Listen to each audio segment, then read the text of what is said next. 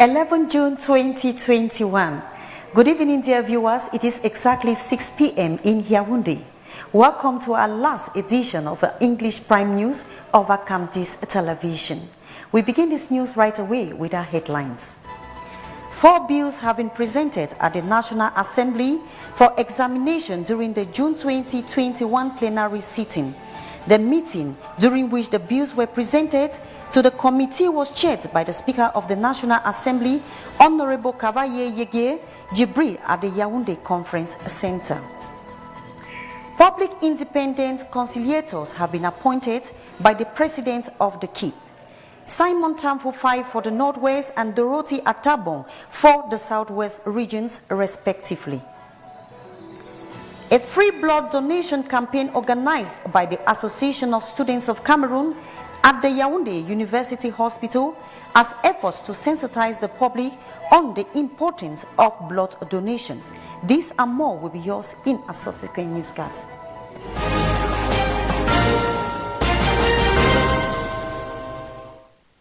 You're welcome back. 4 bills have been presented at the National Assembly for examination during the June 2021 plenary meeting. The meeting was presided by the House Speaker, Kamer Jibril. Bertrand Tita has more in the following report.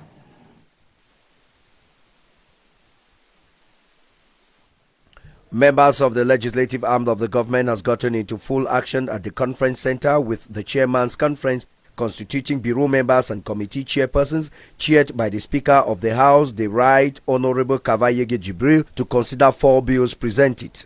The ordinance to amend and supplement some bills on provisions of the 2020 finance law, raising the obtaining of non-concessional loans on the state budget from 300 billion to 750 billion CFA francs. It authorizes government to resort to issues of the international market for the amount of 450 billion CFA francs for a partial or total redemption of the current Eurobond affected by the ravaging coronavirus pandemic.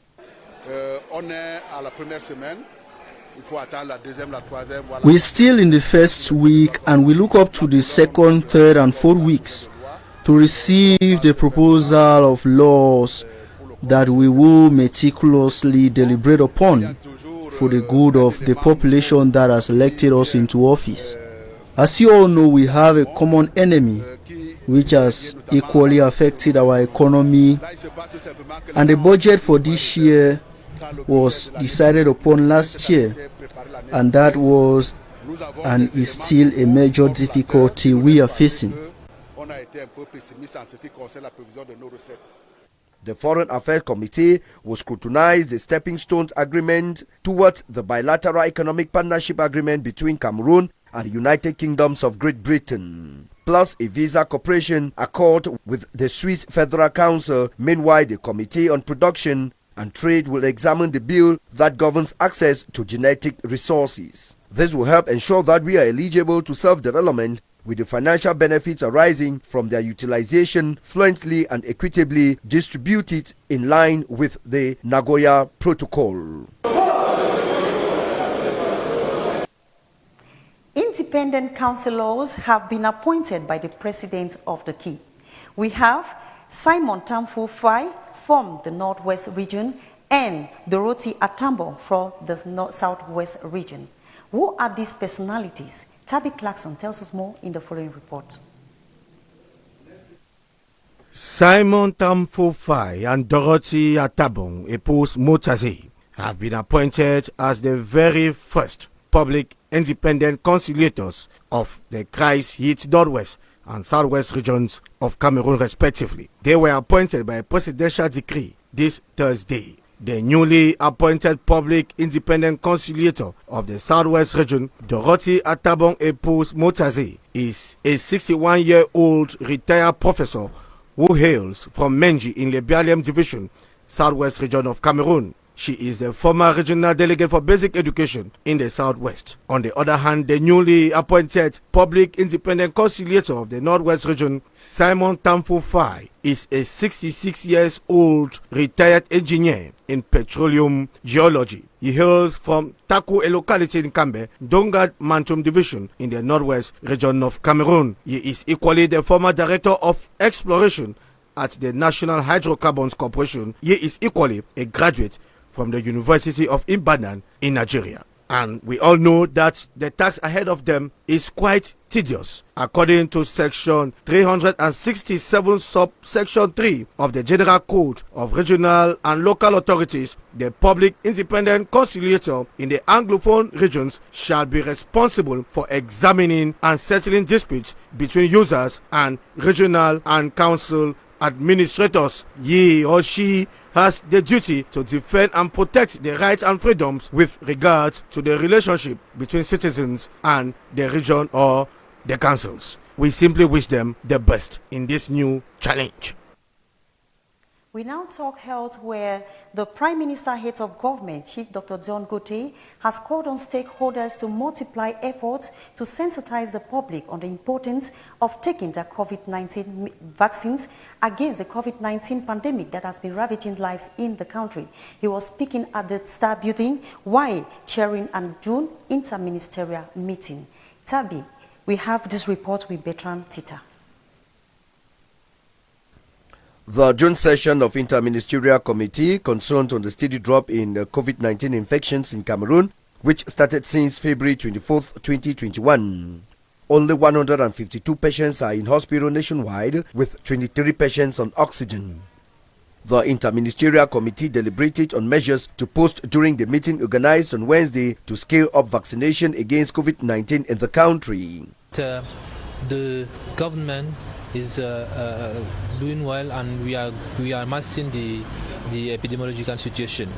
Others have opted for an increase in education with the information to convince Cameroonians on the importance of vaccination against the ravaging pandemic.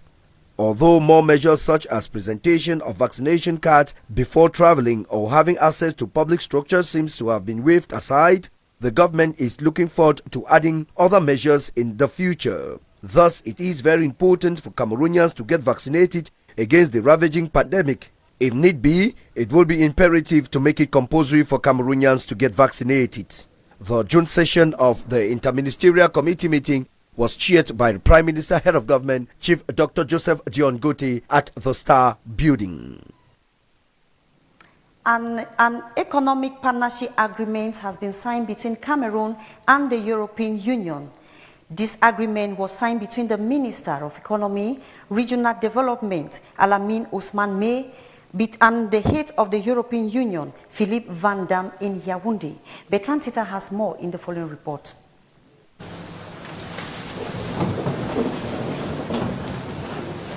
In strict respect of barrier measures, the European Union delegation led by His Excellency Philippe Van Damme was at the Ministry of Economy, Planning and Regional Development to discuss the economic partnership between Cameroon and the European Union.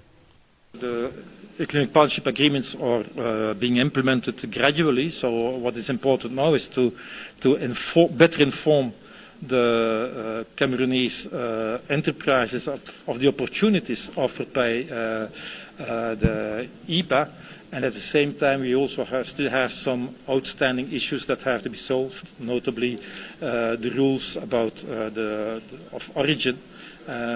Once these issues around the rules of origin have been settled, we will probably be able to start opening negotiations for further expansion of the IPA also to the service sector. The bilateral cooperation between Cameroon and the European Union focused on the economic sector, especially in export. Once they are agreed upon, of course, it will enhance the capacity and the understanding of what the Cameroonese enterprises are allowed to do to export tariff and contingency and quota-free to the European market. But beyond that, we are now focusing on exports of goods. And the idea would be then to further expand the IPA towards the sector of services. The partnership agreement was signed by the Minister of Economy, Planning and Regional Development, Alamin Ousmane May, and the head of the European delegation, Philippe Van Damme. The partnership agreement will involve the expansion of the capacity of Cameroon enterprises to export goods to European markets. We continue with health, where the Minister of Public Health, Dr. Manauda Malashi, has reviewed the statistics of COVID-19 cases in the country. According to his last statement, 80,090 confirmed cases and 1,310 deaths. Stephen Elangwe revisited the statistics in the following report. The figures were made public through his official online account. More than 1 year since the pandemic entered Cameroon and almost 3 months since the vaccination campaign kicked off, Cameroon today counts 80,090 confirmed cases of the COVID-19, where 1,310 deaths have been registered, with 1,475 active cases of the virus. According to the Minister of Public Health, Dr. Manauda Malashi, cases treated are estimated at 96%, and the lethality rate is at 1.6%. Severity rate is 0.7% with 4.8% bed occupation. In his message captioned "Updates on COVID-19 situation," the minister called on Cameroonians to wear their mask and get vaccinated. Seen as a common enemy, only collective action can wipe out the coronavirus from Cameroon.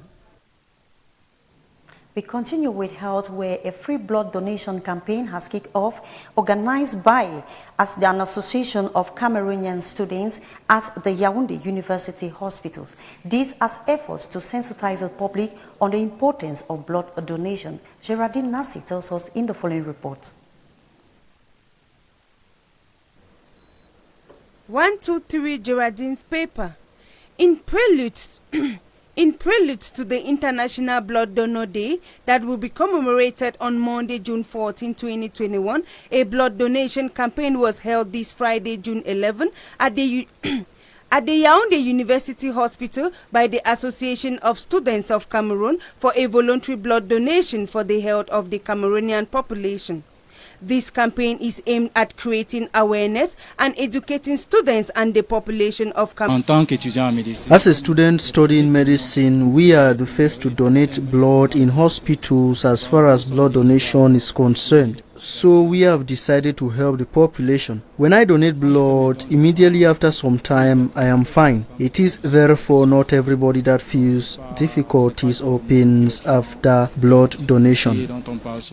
Cameroon on the importance of blood donation, which is a great necessity in hospitals for the development of the health of Cameroonians. Before collecting blood from the donor, there are some consultations that are being carried out by doctors to giving blood is because it doesn't cost me anything. I come, they inject, and then the blood just flows out, and I think I gain more than I lose because my blood is renewed. In addition to that, I can save lives without actually losing much. So it's a plus side to me. One of my wishes is actually that people should have to share this vision for people to come and give blood voluntarily and be glad to do it. To judge whether the donor is eligible to donate blood, repeat. To judge whether the donor is eligible to donate blood or not, and after collecting, the doctors make sure. In a cover short, the Minister of Finance, Louis-Paul Motaze, has held a face-to-face meeting with members of the Finance Commission of the National Assembly to defend his budget. We listen to Motaze in the microphone of Bernard Kogne.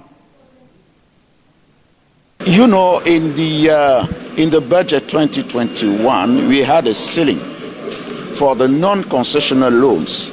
And what we want to do now is to go once more, to go back to the market for another loan, another loan. This is why the head of state signed the ordinance, so as to uplift the ceiling that we had before. That was 300 billion CFA francs to 750 billion CFA francs. But I was explaining to the members of the Commission of the Finance Commission and the National Assembly that it's not for us to increase our debt. No, we want to change the debt we contracted in 2015 by a new one for the same amount, but with better conditions. This is what we are going to do.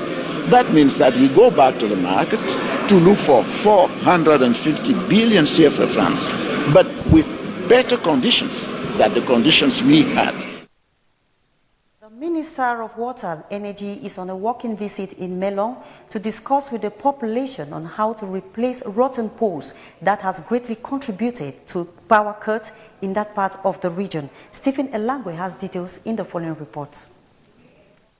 This project falls under one of those of the President of the Republic, Paul Biya, to ensure the supply of electricity and water in the west and northwest regions of the country. However, her materialization has left several negative effects on the inhabitants of the Melong subdivision of the Mongo division. The visit of the Minister of Water and Energy, Gaston Elundu Esomba, to Melong this June 9, 2020, permitted the population who lost their property during the implementation of the project to be reassured and get explanation on what plans the government has in the finalization of the project as well as compensation. It is a certainty there are incomprehensibilities and doubts that have for long surrounded this project. As a matter of fact, some families have been affected by the implantation of these electric poles. I therefore came here to have a one-on-one talk with the population so we can together find durable solutions to the differences and permit the company to finish their work. After the explanation from the minister, the population understood that the future promises something better. After his visit, we hope that things will work in the right way, and with his words of promise for commission, we feel at ease and feel better. For the meantime, the declaration of the Prime Minister concerning the project and its final stage, as well as the assistance to the population, is under process. World Knitting Day has been celebrated this June in Cameroon. This day is to show the activity that the activity is not meant for grannies. Ruth Fonyong took interest in this and visited a knitting shop at the Mokolo market in Yaoundé and said this profession is a lucrative one. Her report. Knitting is a process of using long needles to interlink or knot a series of loops made by one continuous thread. Knitting has become a lucrative business as many throw themselves into this activity. Le tricotage rentre dans les petits métiers de l'informel, les petits débrouillardises.